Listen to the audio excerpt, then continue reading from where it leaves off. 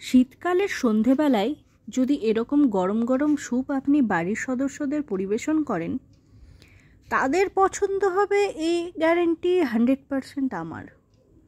আর যদি কোনো রকম ঝুটঝামেলা ছাড়া খুব সহজে এটা বানিয়ে নিতে পারেন, তাহলে কেমন হয় দেখুন তো।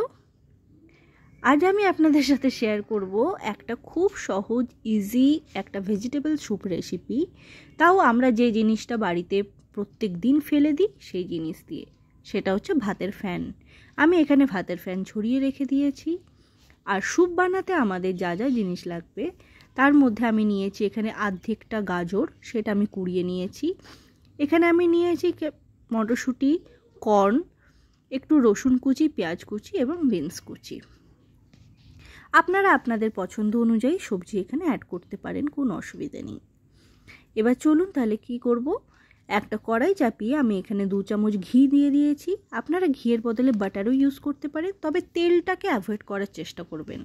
তেল দিলে এর টেস্টটা সেরকম আসবে না।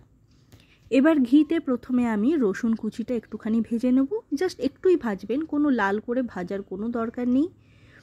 একটুখানি যাতে ঘিয়ের মধ্যে রসুনের যে সুন্দর ফ্লেভারটা চলে আসে সেটা যেন চলে আসতে পারে, সেটুকু আপনারা ভাজুন। এরপর রসুন ভাজা হয়ে গেলে আমি এর মধ্যে দিয়ে দেব পেঁয়াজ কুচি। পেঁয়াজ কুচিটাও আমি একটুখানি ভেজে নেব,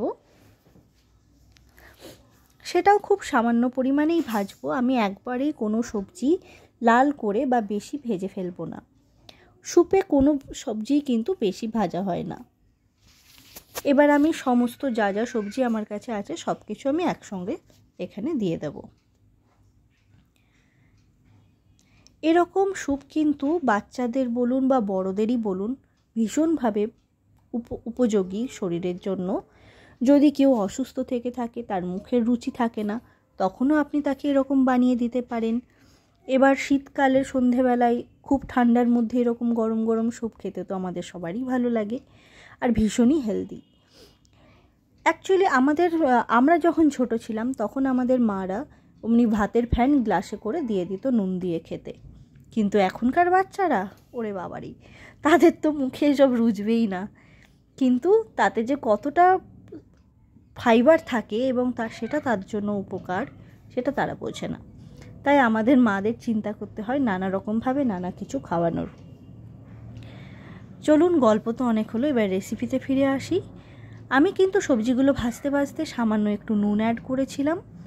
নুন দিয়ে সামান্য একটু ভাজা হয়ে গেলে আমি ভাতের ফ্যানটা পুরোটাই এর মধ্যে ঢেলে দিয়েছি। এবার ততক্ষণ পর্যন্ত আমি স্যুপটাকে ফোটাবো যতক্ষণ না আমার মটরশুঁটি এবং কর্ন ভালো করে সেদ্ধ হয়ে যায়। আর আমি আঁচ কিন্তু এই সময় মিডিয়াম আঁচেই রেখেছি। এর মধ্যে আমি আর কোনো মশলা ইউজ করব না। লাস্ট একটা মশলাই আমি ইউজ করব, সেটা হচ্ছে 1 চামচ কর্নফ্লাওয়ার আমি এখানে সামান্য জলে গুলে এর মধ্যে দিয়ে দিয়েছি। এতে করে স্যুপের মধ্যে একটা গাঢ় টেক্সচার আসবে। অবশ্য আমি খুব একটা গাঢ় কিন্তু বানাইনি। আপনারা যদি আরও গাঢ় স্যুপ বানাতে চান তাহলে এখানে কর্নফ্লাওয়ারের পরিমাণটা আরও 1 চামচ বাড়িয়ে নেবেন। আমি কিন্তু একটু পাতলা পাতলাই রেখেছি।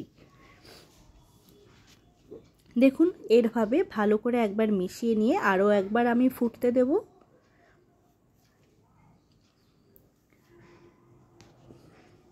বেশ ভালোভাবে সমস্ত সবজি ফুটিয়ে নেবেন। আপনাদের কাছে যদি পেঁয়াজ কলি থেকে থাকে বা স্প্রিং অনিয়ন, তো এটাও আপনারা অ্যাড করতে পারেন। এইভাবে প্রায় 5 থেকে 7 মিনিট যদি আপনারা ভালো করে ফোটান, তাহলে মোটামুটি স্যুপ কিন্তু রেডি হয়ে যাবে। ব্যাস, আমি এখানে আরেকবার একটু গোলমরিচ গুঁড়ো এখানে অ্যাড করে দিয়েছি। আমি ঝাল আর সেরকম ইউজ করিনি, আপনারা চাইলে করতে পারেন। আমি কিন্তু আজকে ডিম বা চিকেন ছাড়াই একদম পিওর ভেজিটেবল স্যুপ বানিয়েছি। ব্যাস, আমার স্যুপ কিন্তু একদম রেডি। দেখুন, এভাবে আমি একটু বাটিতে নিয়ে দেখাচ্ছি। খেতে কিন্তু সত্যি অসাধারণ। আপনারা হয়তো দেখে ভাববেন ধুর, ফ্যান দিয়ে বানানো, এ কি আর খাওয়া যায়? কিন্তু বিশ্বাস করুন, একদমই না। আপনারা অবশ্যই ট্রাই করুন এবং আমাকে অবশ্যই কমেন্টে জানাবেন যে কেমন লাগলো আমার এই রেসিপি। যদি এরকম আপনারা নিত্য নতুন কোনো রেসিপি পেতে চান, তবে আমার চ্যানেলটাকে অবশ্যই একটা সাবস্ক্রাইব করে দেবেন। আবার দেখা হবে পরবর্তী ভিডিওতে।